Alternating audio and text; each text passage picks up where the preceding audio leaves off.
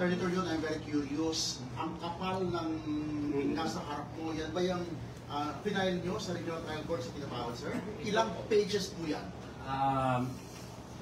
You know, marami po kaming, this is a collective work of the law firm of Torion and Partners.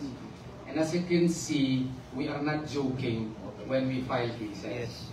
By the thickness of the files alone, you could see that we are really serious and we are here to win.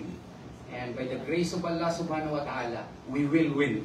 So, this is more than 300 pages na complaint, and this shows our seriousness in fighting for the causes of Ilyas, because he is, you know, a budding and now one of the best artists that North Cotabato has ever produced, and he should be given his freedom to chart his own destiny away and cut off from whatever factors that are trying to hold him down. Is Dr. Torion confident to win this case, sir?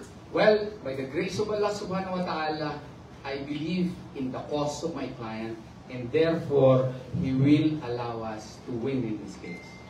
But my end, Attorney Torion, my friend,